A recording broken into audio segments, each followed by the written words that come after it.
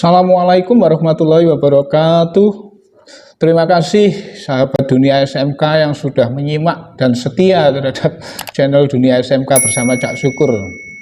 Di video ini saya mencoba melanjutkan kembali bagian ketiga guys, terkait dengan simulasi distribusi pembagian jam pembelajaran dan pembagian tugas guru pada mata pelajaran PKL, praktek kerja lapangan di SMK untuk kurikulum Merdeka. Dan mohon maaf kalau bagian ketiga ini agak lama ya.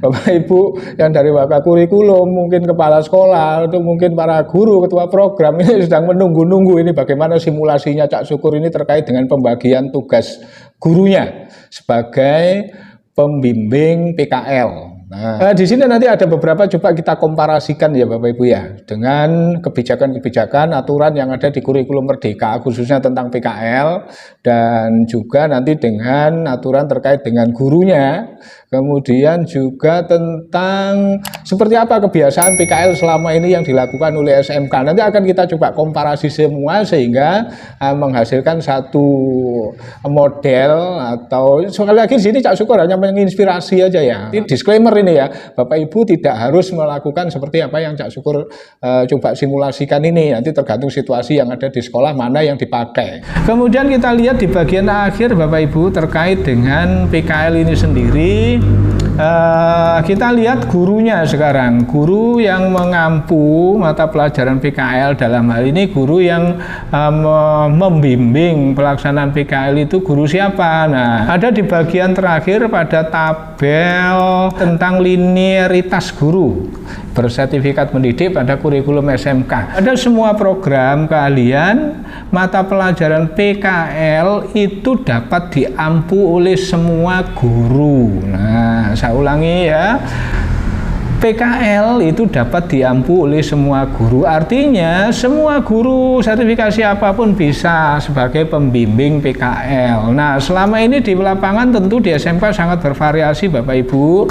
Ada yang PKL itu dibimbing hanya oleh guru kejuruan saja, ada sekolah yang pembimbing PKL itu sudah ada guru mata pelajaran yang lain selain guru kejuruan, ada, artinya gabungan, ada yang guru matematika, ada wali kelas, ada guru mata pelajaran lain juga membimbing PKL, itu ada. Oke, selanjutnya kita coba lihat di buku panduan ya. Baik Bapak Ibu sekalian, kalau di dalam buku panduan PKL itu ada contoh perhitungan jumlah jam pembimbing PKL ya. Saya contohkan di sini, ada di bagian akhir itu ada contoh perhitungan jumlah jam pembimbing PKL. Tetapi di dalam buku panduan ini sebagai dasar penempatan siswa PKL itu didasarkan pada jumlah jam gurunya atau jumlah jam guru mata pelajaran. Nah, ini contohnya ya, di sini ada rumusnya. Di bagian ini coba kita lihat rumusnya. Jadi di dalam buku panduan ini rumusnya adalah jumlah siswa dalam satu rombel dibagi jumlah jam PKL. Nah, jumlah jam PKL ini kalau di Kemen yang baru, Kemen 12 tahun 2024 itu 736 jam, sama dengan 46 jam. Ini jadi ini 46 jam guys ya. Kalau Kemen 262 ya memang 44 jam, tapi sekarang ini sudah berubah menjadi 46. Jumlah siswa dalam rombel dibagi jumlah jam PKL dikali jumlah jam per minggu. Nah, kalau ini yang digunakan guys, nanti pasti akan menimbulkan keruwetan di dalam penempatan siswa PKL. Karena di dalam contoh ini berarti menempatkan siswa PKL itu didasarkan pada jumlah jam guru pembimbingnya. Nah, padahal di lapangan itu penempatan siswa PKL itu biasanya didasarkan kepada permintaan dari Dudi. kuota yang disiapkan oleh Dudi, berapa orang siswa yang diterima, biasanya begitu.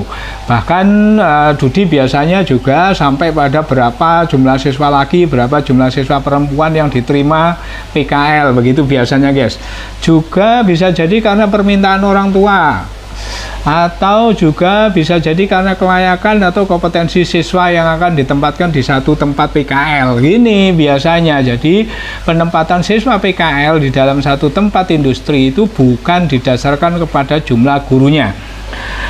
Sehingga apabila perhitungan yang ada di dalam buku panduan ini nanti kita terapkan, itu pasti nanti akan terjadi di dalam satu tempat PKL bisa jadi ada lebih dari 2 atau lebih dari 1 guru pembimbing. Nah itu kan ruwet guys ya, kan ruwet. Atau bisa jadi nanti dalam satu kota itu bisa jadi ada lebih dari sekian guru pembimbing begitu. Ini sangat nggak efektif dan efisien. Oleh karena itu kalau Cak Syukur guys menghitungnya itu didasarkan kepada jumlah siswa yang dibimbing. Nah, jadi jumlah siswa yang dibimbing dibagi dengan jumlah siswa dalam satu rombel kali jumlah jam PKL. Ini kalau Cak Syukur menghitungnya guys ya. Contohnya berikut ini guys. Contohnya berangkat dari sebuah daftar penempatan PKL dan pembimbing. Nah, biasanya di sekolah itu Pokja yang menangani PKL itu membuat daftar semacam ini guys. Dan daftar ini biasanya dibuat per kompetensi keahlian atau per rombel begitu guys ya. Nah ini contohnya misalnya di satu sekolah ini ada kompetensi atau konsentrasi keahlian kimia industri.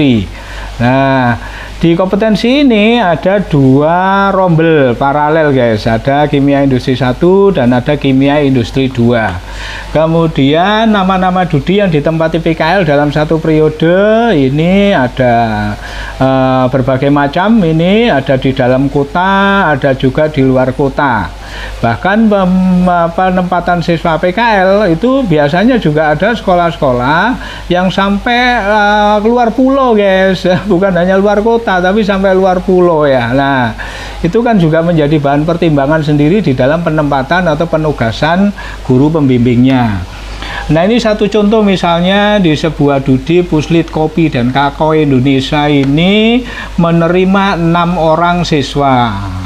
6 orang siswa ini ternyata terdiri dari siswa yang di kimia industri 1 ada 2 orang dan siswa kimia industri 2 ada 4 orang begitu guys. Kemudian guru pembimbingnya yang ditunjuk adalah guru kejuruan 1 misalnya guys ya. Jadi kita ingat tadi yang di Syukur sampaikan bahwa pembimbing PKL itu linear dengan semua guru loh ya. Nah jadi sebagai contoh di sini yang ditugaskan di Puslit ini guru kejuruan 1. Kemudian ini ada di PDAM, ini ada 2 orang siswa yang diterima, 2 orang siswa laki-laki itu karena Dudi ini mintanya laki-laki begitu guys biasanya ya.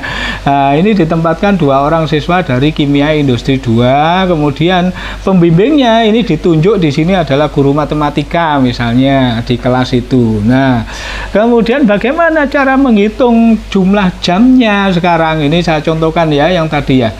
Di Puslit ini guru kejuruan 1 ini membimbing sebagai pembimbing dan di situ ada dua kelas ya, ada 2 rombel ya, kin 1 dan kin 2. Maka berapa jumlah jam saya diakui sebagai pembimbing PKL pada kelas kin 1 misalnya.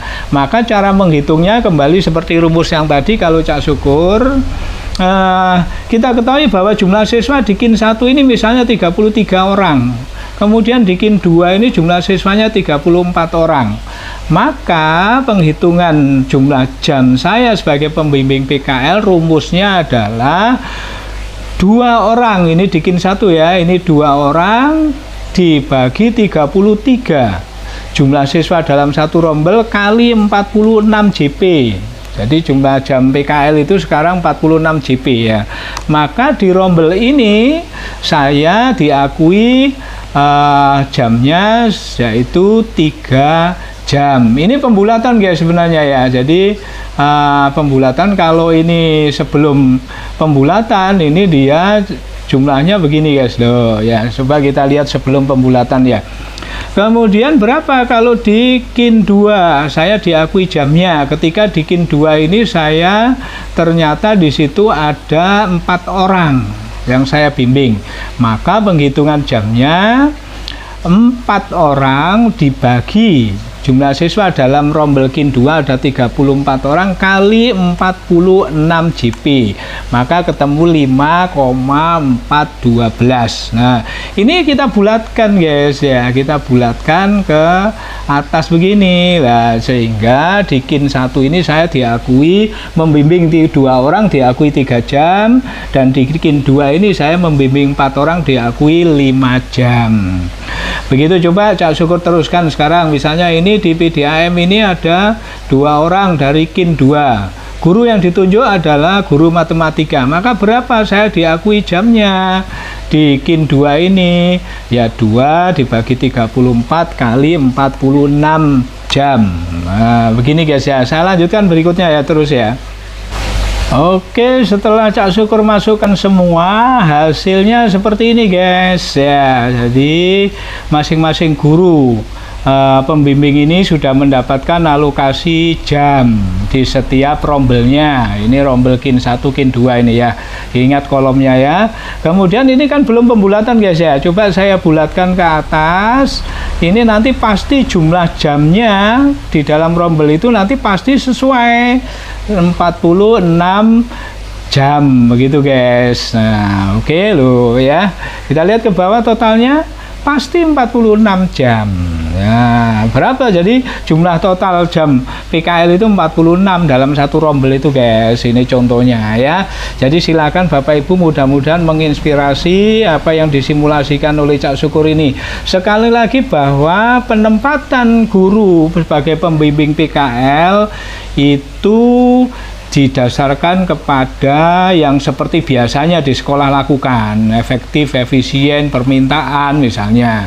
Kan tidak mungkin misalnya satu orang guru pembimbing itu nanti membimbing di beberapa kota gitu kan, tidak mungkin. Atau tidak mungkin juga dalam satu tempat PKL itu ada lebih dari satu pembimbing, itu kan tidak efisien. Jadi siapa saja yang ditunjuk sebagai guru pembimbing PKL di satu tempat itu jelas ekuivalen jelas linear dengan semua guru. Yang kemudian artinya tidak harus semua guru di dalam rombel itu yang dijadikan pembimbing guys. Yang penting diamankan sajalah bahwa semua guru nanti pada tahun ketiga di kurikulum Merdeka ini tetap mendapatkan alokasi 24 jam sehingga nggak terpengaruh TPP-nya begitu guys ya. Selamat mencoba.